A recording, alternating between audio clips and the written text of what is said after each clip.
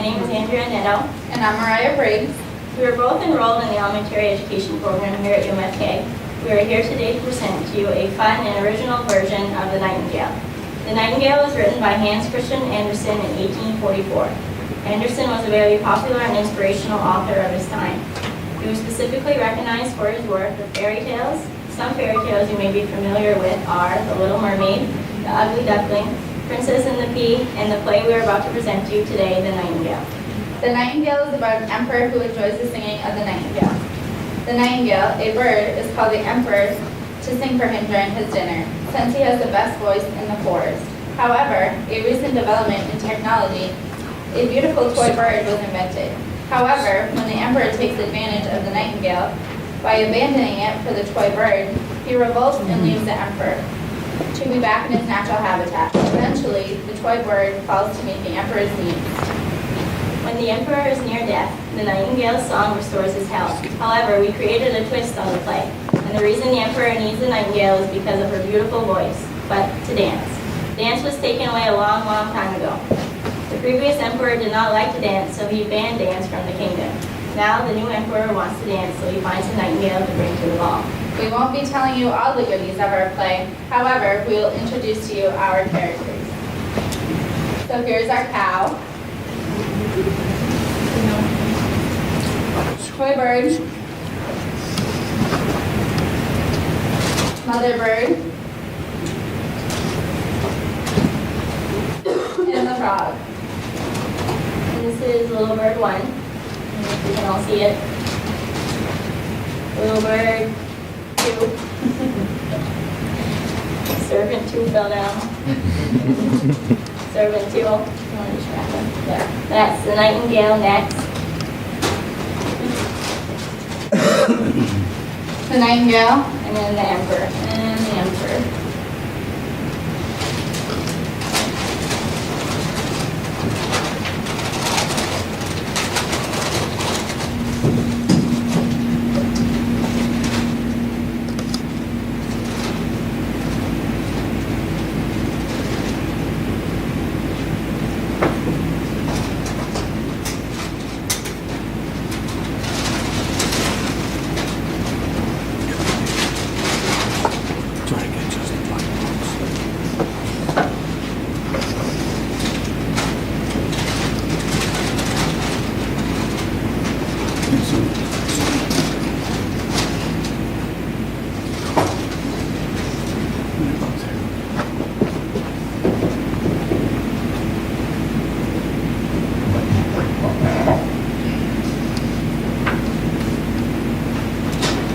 gather around, children. I want to tell you a story. What is the story about, Mother? It is about your great-great-grandmother, Nightingale. The one who lived in China? And sang so sweetly? That is her. She could sing a variety of songs from the 70s, such as Gloria Gaynor, ABBA, and The Cheap Trick. Oh, please tell us, Mama. Well, long ago, in a far-off land called China, deep in the forest, there lived a nightingale. Our great-grandmother? That's right. She sang so beautifully that even the fish in the sea would stop swimming and start dancing. Her song filled everyone's heart with joy, and their body would dance.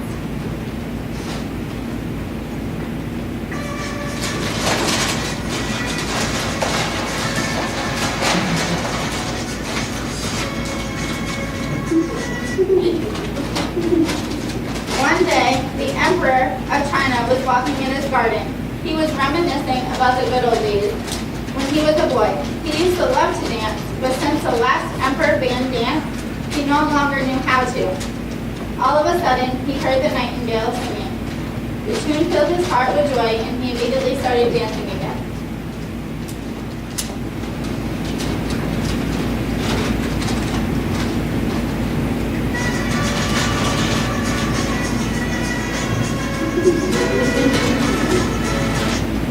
Who is this singing? Who is singing this beautiful tune?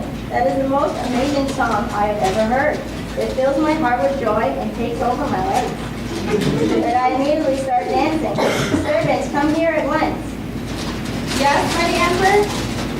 What can we do for you, sir? Do you hear that singing? Once they heard, their legs immediately started moving and they began dancing.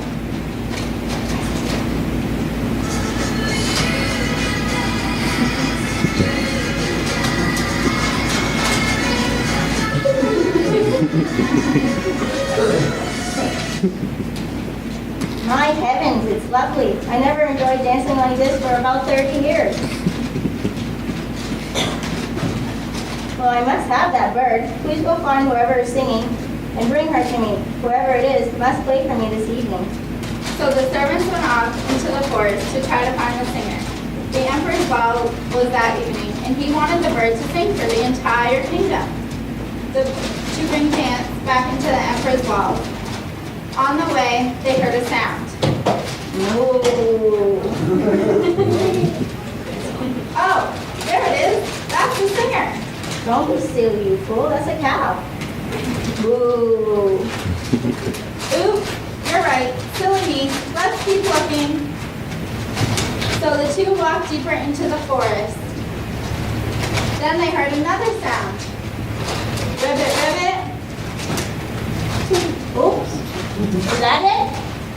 Oh, let's keep going.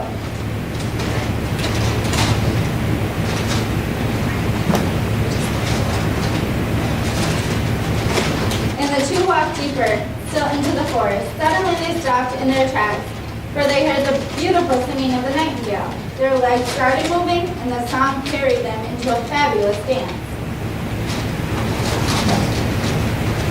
There she is. Oh my goodness. I haven't ever been able to dance. No wonder he wants this bird. It's magical.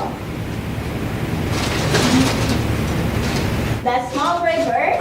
Ha! I don't believe it. I expected someone much more beautiful and fancy. Miss Nightingale, our emperor loves your singing. It makes his heart fill with joy and his legs turn into those of professional dancers. He would like you to join him for the ball this evening. Ooh la la. It would be my pleasure.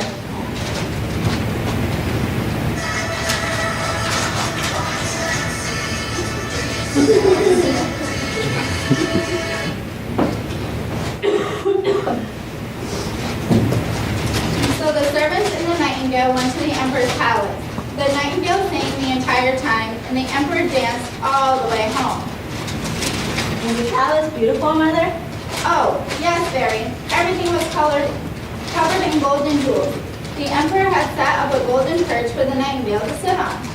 Many people came to hear the nightingale song. Dance had been outlawed from the prior empire since he hated dance. Now it was allowed, but everyone forgot how to dance.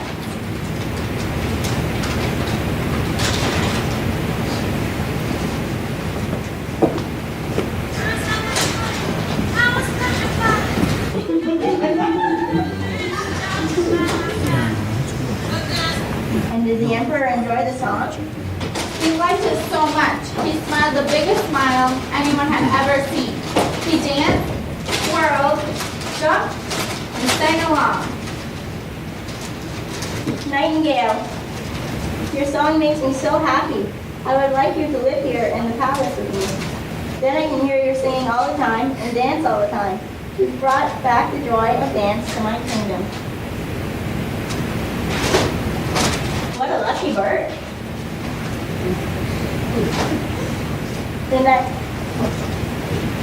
Well, the nightingale was not so happy.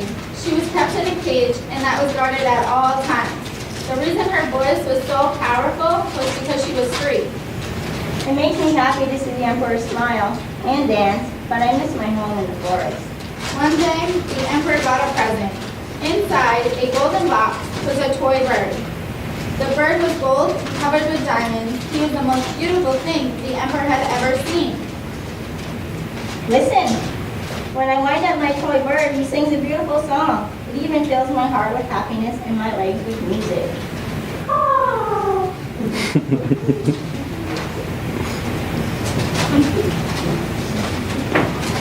Everyone gathered around to hear the toy bird song. They all sang and danced along. While they weren't paying attention to her, the nightingale opened up the gate to her cage and flew out the window and back to the forest. The nightingale has flown away. That's okay, because now I have this new bird. He sings just as sweetly and much more beautifully. But Emperor, this bird keeps singing the same song over and over. After a while, however, the dancing in my legs has stopped. The nightingale sing many different songs. Quiet! It's a perfectly good song. Who needs different songs? I can still dance and sing all I want. The Emperor set the toy bird on a velvet pillow. Whenever the Emperor wanted to dance, he would wind up the toy bird and it would sing a beautiful tune, and he would dance.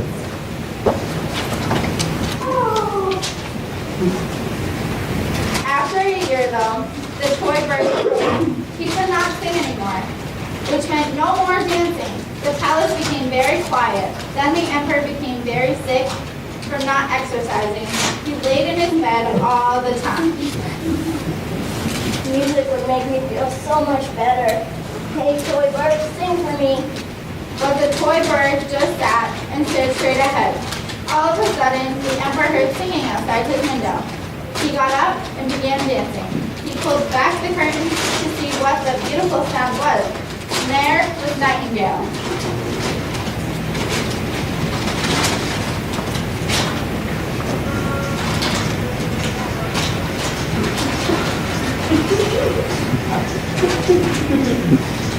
Nightingale, you have returned to me. Oh, how I miss your song. You gave me so much, and I treated you so badly. How can I ever repay you? Your dancing when I was singing was my reward.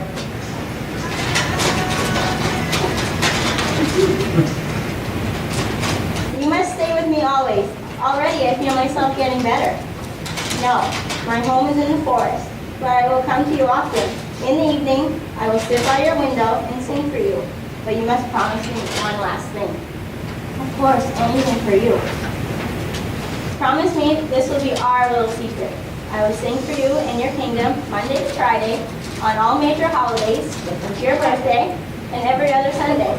I occasionally like to rest on Sunday, so that is why I request it off from time to time. So the Emperor promised, and the Nightingale sang. And the Emperor got well, and dance was a daily part of the schedule. The end.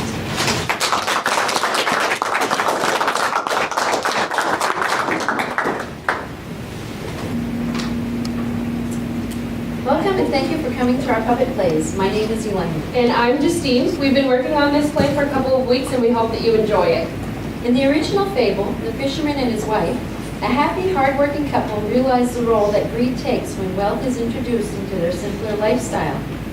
In the original fairy tale, it was set to be told with a North German dialect to reflect that of Grimm's tales.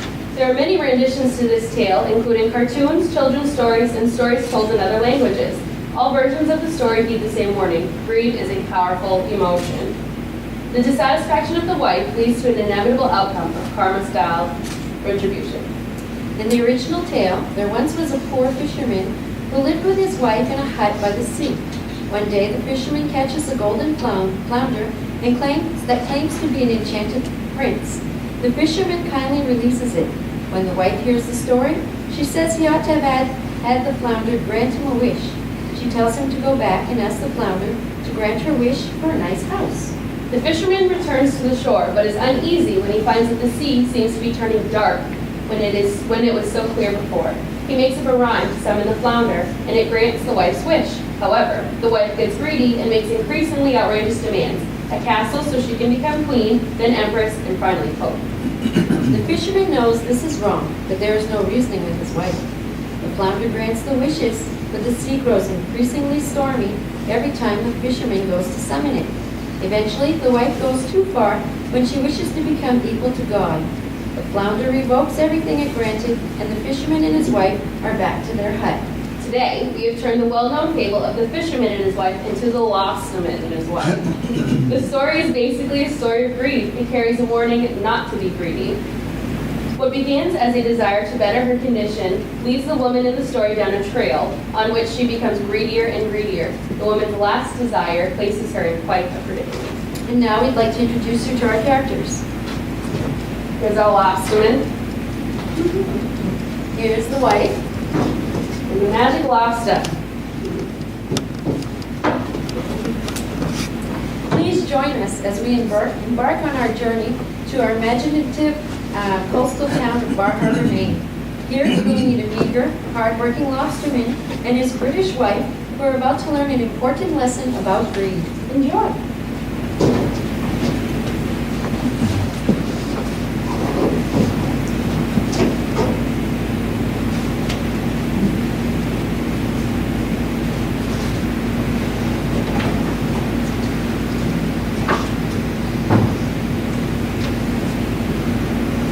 Once upon a time, there lived a lobsterman and his wife.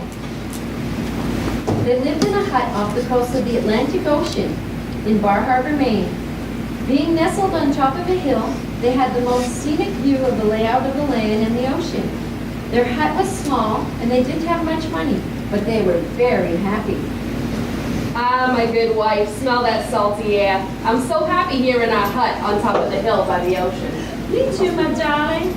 We have a roof over our heads and always bring us fresh lobster to dine on. We are very lucky. Oh, yes, we are. One day, like every other day, the lobsterman was lobster fishing in his little boat on the ocean. He was pulling the lobster trap out. It was so heavy, he almost fell out of the boat. Wow, that must be some wicked catch. The lobsterman pulled and pulled at his trap, trying to get it out of the water. Finally, the lobsterman pulled the trap out. Wow, that is some lobster indeed. Why, yes I am. Please let me go. Well, I can't do that because, wait a minute, a talking lobster? I am not only a talking lobster, I am a magic lobster. I can give you anything you wish for. That sounds a bit lobstery for me. Maybe so, but it's true. What would you like? Let me go and your wish will come true. Well, let me think. You know, I'm so happy with what I have, I can't think of nothing to wish for. But I will let you go anyway. And with that, the lobsterman set the lobster free. Thank you, kind sir. Bye-bye now. And so the lobster sank deep down under the sea. The lobsterman hurried home. He couldn't wait to tell his wife what had happened. Wife, the most amazing thing has happened. What is it, darling? Did you catch a lobster? Well, no, I didn't catch any. But I met a talking lobster, a magic lobster. He said I could have anything I wish for. Wicked! So what did you ask this magical lobster for? Well, nothing. I told him I was happy with what I had. True, we are happy, but there must be something you could have wished for. What about a new house? I thought you were happy here in our hut. I am, but a lovely cottage might make me happier. Won't you please go ask the lobster for a lovely cottage? If you wish. So the lobsterman went back to the ocean to ask the lobster for a cottage. He stood in his boat and called out to the lobster. Hey there, magic lobster. Come up to shore. To talk I wants to. My wife wants something more. The lobster popped his head out of the water. What is your wish, my friend? My wife, she would like a lovely cottage. So be it. Go home and you will find one. And the lobster sank deep down under the water. The lobsterman ran home to see if his wish had come true. He couldn't believe what he saw. His wife was sitting in front of a beautiful cottage. Welcome to our new home, my darling. Your lobster friend has done a wonderful job. That he has. The lobster is very kind. Oh, we will be so happy in this cottage. Yes, but But what? this cottage is indeed lovely, but it's still a little small.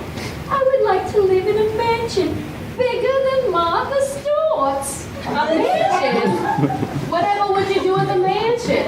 Oh, it would make me happier. Please, darling, go and ask your lobster friend for a magnificent mansion. If you wish. So the lobsterman set off once again to find the lobster. He rowed his boat to the middle of the ocean and called for the lobster. Hey there, magic lobster. Come up to shore. To talk I want stuff. My wife wants something more. The lobster popped his head out of the water. Another wish? Doesn't she like the cottage? Oh yes, the cottage is wicked lovely. But now my wife wants a mansion bigger than Martha Stewart's. A mansion? So be it. Go home and you will find one. Oh, thank you, dear lobster. You are most kind. And the lobster sank deep down under the water. The lobster ran home. He wanted to see if his wish had come true. When he got home, his wife was standing in front of an enormous mansion. Welcome to our new home, my darling. Isn't this a magnificent mansion? Yes, it is. The lobster was very kind. Yes, he was. But what? What good is living in a mansion if you aren't a king? But I don't want to be king. Well, if you don't, I do. Go ask your lobster to make me queen. But I have already asked him for too much already. I can't ask him for more. Please, darling. Then I will be happy. Well, all right, but this is the last time. So the lobsterman went to call upon the lobster one more time. Hey there, magic lobster. Come up to shore. To talk I want stuff. My wife wants something more. The lobster popped his head out of the water. What could your wife possibly want now? Isn't a mansion enough? She loves the mansion, but now she wants to be a queen. A queen? Isn't she happy being a lobsterman's wife? I thought she was, but I guess she wants more now. Queen, huh? Well, so be it. Go home and you will find one. And the lobster sank down deep under the water. The lobsterman hurried home. Was his wife really made into a queen? As soon as the lobsterman saw his wife, he knew that the answer was yes. She was sitting on a golden throne wearing a beautiful jeweled crown. My wife, are you really a queen? I am, and you must call me your Royal Highness. Yes, your Royal Highness. And are you happy being a queen? Well, yes, but, Don't tell me. well, it's fine to be a queen, but a queen needs a castle. Go ask your lobster friend to give us a castle. But I have already asked him for too much. I can't ask him again for more.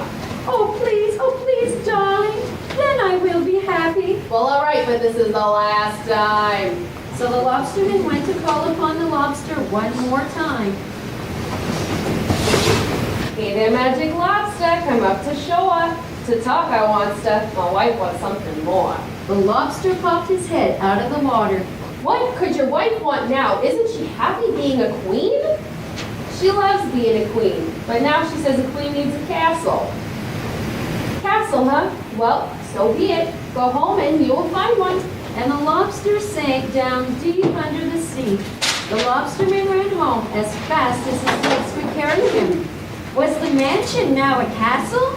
As soon as the lobsterman got home, he knew the answer was yes. There was his wife in front of the largest castle the lobsterman had ever seen. It had a moat and a drawbridge, and the entrance was lined with gold pillars. Welcome to our magnificent castle, my darling. My wife, your Royal Highness. Have you ever seen anything so huge in your life? You must be content now. Oh, yes, my darling. This is the most magnificent castle I have ever seen. I am so happy, but... Oh no, not again. What could you possibly want now? Well, with such a magnificent castle, one cannot be just a queen. Not just a queen. What do you want to be? Surely not God. No, I want to be empress. Wife, you cannot be serious. I am. Go and ask your lobster friend for what I wish. I will not. You are not being fair. You will do as I say. I am your queen. Yes, Your Royal Highness. So the lobsterman wearily went down to the ocean again and called for the lobster one more time. Hey there, magic lobster. Come up to shore. To talk I want to. My wife wants something more. The lobster popped his head out of the water. He looked perturbed. I don't believe it. What now does your greedy woman want? My dear lobster friend, I am so sorry to keep bothering you. My wife insists that since she now lives in a magic castle, she must be an empress. Enough is enough. Go home now. Your wife is back in your hut. She isn't a queen anymore, only a lobsterman's wife. That's what happens when you ask for too much. The lobsterman hung his head. He was so ashamed for giving in to his wife's greed. He also knew that his wife would not be happy and did not want to face what awaited him at home. Don't be sad. Remember how happy the two of you once were. Try to be happy again. The lobsterman returned home to where his wife had become not an empress, but back to the lobsterman's wife. As the years passed, the lobsterman and his wife continued to live in their hut on the coast of the Atlantic Ocean in Bar Harbor. They continued to enjoy the most scenic view of the ocean and the layout of the land. Their hut was still small, and they didn't have much money. Darling, it has been many years since you've met that magic lobster. Since then, nothing has changed. We live in the same small hut by the ocean. You go lobster fishing every day.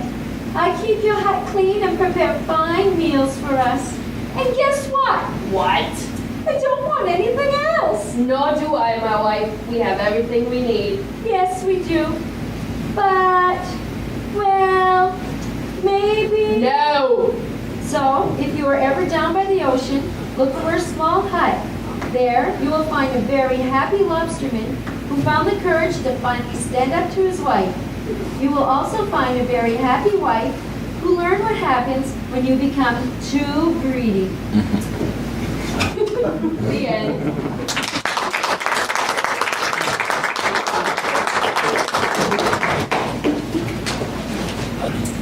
Hello, I'm Christina Willier, I'm Ethan Welch. and today we're going to be performing an alternate version of the Bremerton musicians. It's a German folktale that was recorded by the brothers Grimm. The story is so important, in fact, that in the town of Bremen in Germany, there's a statue erected of the animals. The original story was about a group of animals that grew too old for their owners to want them. This is much like older people in today's society. One by one, they each left their homes and joined the group of animals that were going to Bremen. When the animals grew tired, they stopped at a shack in the wood where they encountered some robbers. The robbers were chased out, and the animals eventually became the famous Bremen town musicians. In our version, the animals are setting off for various reasons to become rock stars. The original story has a donkey and a dog, while our story features an alpaca and a Pomeranian. The original story called for songs sung to the tune of Old MacDonald. Our story features the bands CCR, the Eagles, Starship, Lynyrd Skynyrd, Three Dog Night, and Aerosmith. In addition, the narrators of the story have been upgraded from nameless narrators to Bob Saget and Oprah Winfrey. We hope that you enjoy our version of the Bremen Town musicians. And here are our puppets. Oprah Winfrey. Bob Saget.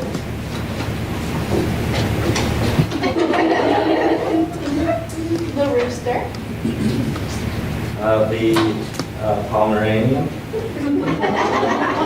the cat, The alpaca. And the three robbers.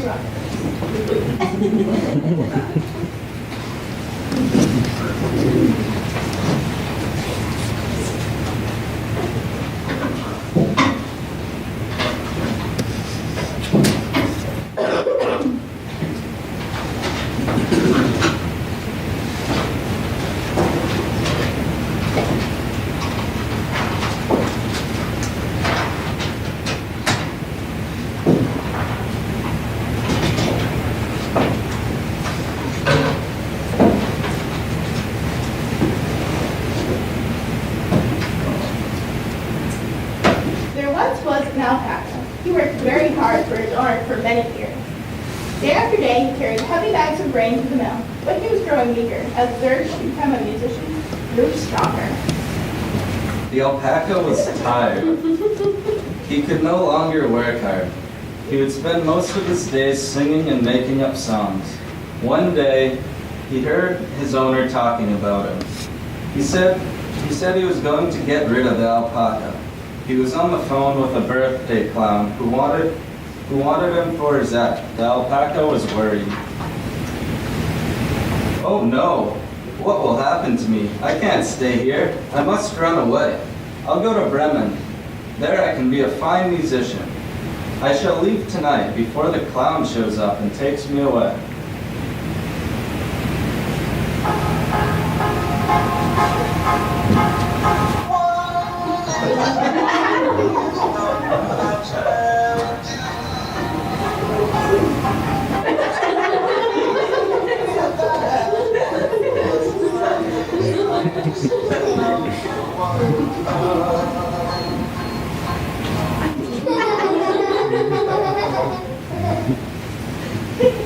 So the alpaca left that night. He had not gone far when he saw something laying on the ground. As he got closer, it looked like a ball of fuzz. This ball of fuzz will make a great pillow for me tonight.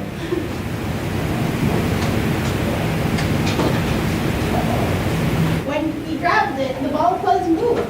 He now saw that it was a Pomeranian lying on the ground. The Pomeranian looked weak. He also looked sad. The alpaca knelt down to speak to the dog. What is the matter, my fuzzy friend? Ah, me? Now that I am old and weak, I can no longer hunt. My owner wants to get rid of me. I heard him talking to a woman about getting a new, even fuzzier dog. I got scared, so I ran away. Now I don't know what I'll do. You can come with me to Bremen. I'm going to be a musician.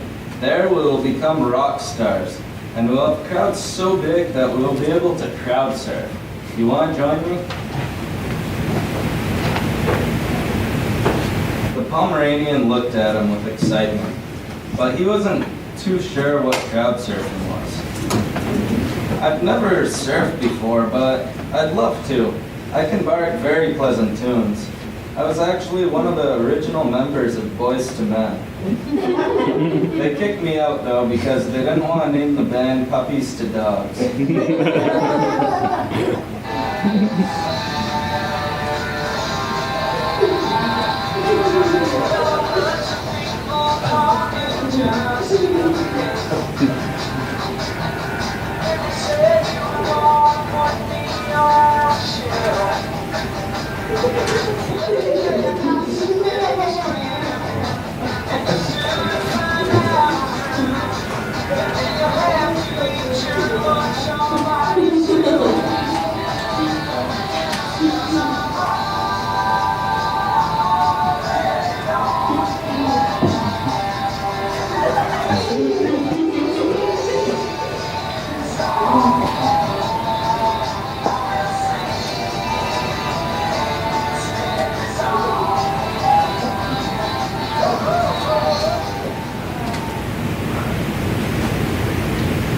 So the alpaca and the Pomeranian continued on their journey to Bremen. Soon they saw a cat sitting by the side of the road. The cat had the saddest face the donkey had ever seen. They stopped to find out what was wrong. Hello there. Why so glum? Oh, now that I'm old and my teeth are not sharp, I cannot catch mice. My owner wants to get rid of me. I don't know what I'm going to do. You'll come to Bremen with us. That's what. We're going to become musicians. You want to join us? Sure, I love to sing. I was actually inspired by my old owner, Ted, to write a song about cat scratch fever or something like that. The Pomeranian didn't normally like cats, but on the road, a dog's got to take any friend he can get.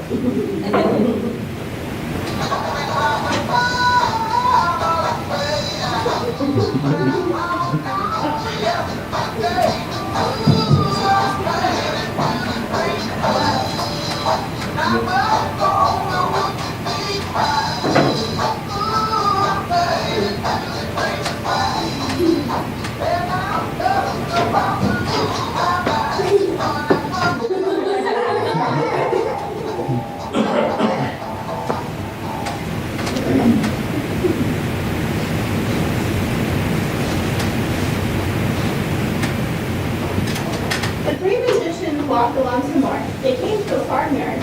There, they heard a rooster crowing very sadly. Cock-a-doodle-doo, cock-a-doodle-doo, cock-a-doodle-woo-hoo. My, you look so sad. What's wrong? I used to crow to wake up the farmer each morning, but he just bought one of those newfangled alarm clocks, and now he doesn't need my crowing, so he wants to get rid of me. I'm a cockle-doodle-dome. Oh, what shall I do? I'm afraid I'll end up in thick and hearty stew. Come with us to Bremen. We're going to be rock stars. They don't even eat stew in Bremen. They prefer soup. We're going to sell so many tickets there that we'll be celebrities. Well, I do like your accent, but we're planning on starting a rock band. Do you think you'll fit in?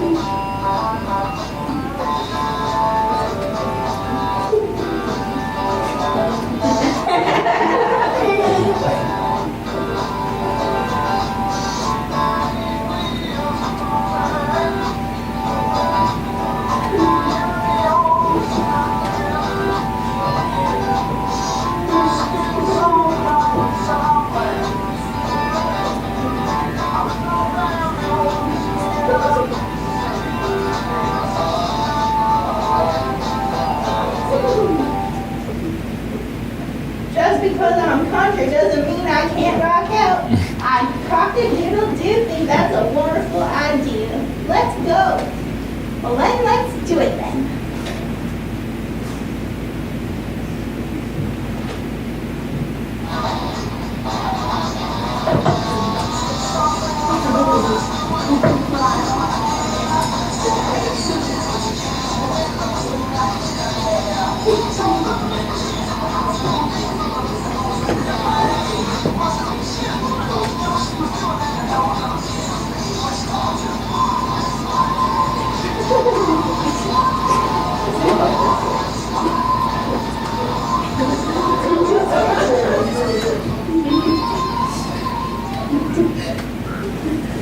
Four musicians walked until it got dark.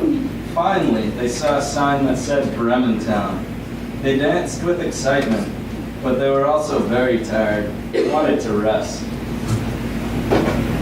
They saw a light coming from the house up the road. They walked to the window, but as all rather short animals, none of the animals were tall enough to see inside. So the dog stood on the donkey's back, the cat stood on the dog's back, and the rooster stood on the cat's back and peeked inside.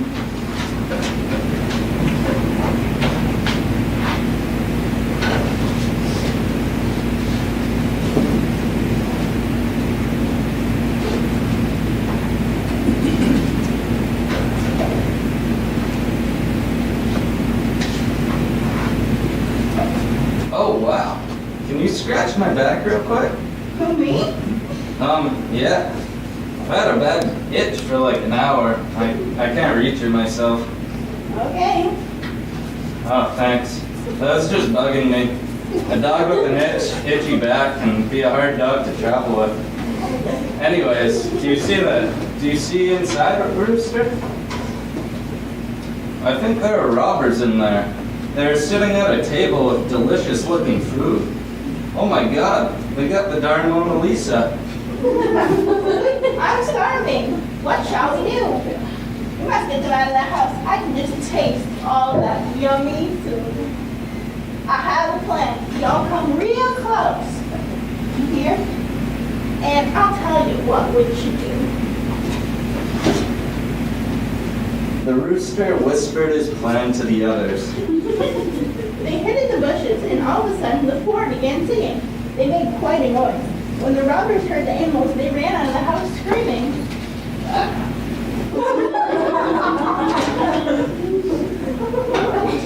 The four musicians went inside the house. There they ate and ate until they were full. Then it was time for bed. The alpaca slept in the soft grass in the yard. The Pomeranian slept behind the front door. The cat slept near the warmth of the fireplace, and the rooster slept on the high bookshelf. After a while, the robbers returned to finish eating their feasts.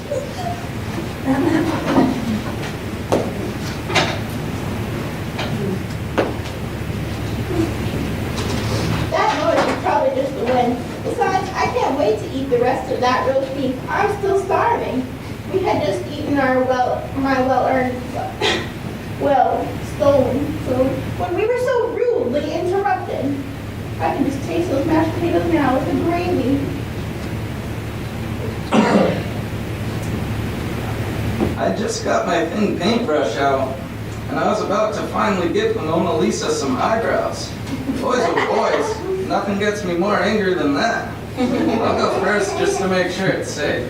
When you hear me, I'll sneeze. When you hear me sneeze 3 times, that means the house is clear. Sneeze? How are you going to sneeze on the spot? Well, I don't know, but when the moment's right, I'll just do it, trust me.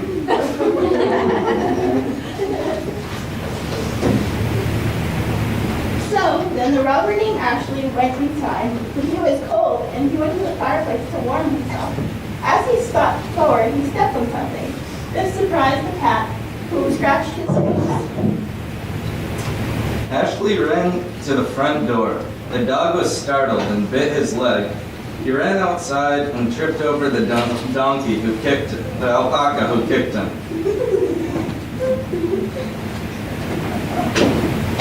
All this noise woke the rooster up. He started screeching, "Cock-a-doodle-doo!" They're back, dog. The robbers are back. We're being invaded. Hold your positions. There are 4 horrible monsters in there.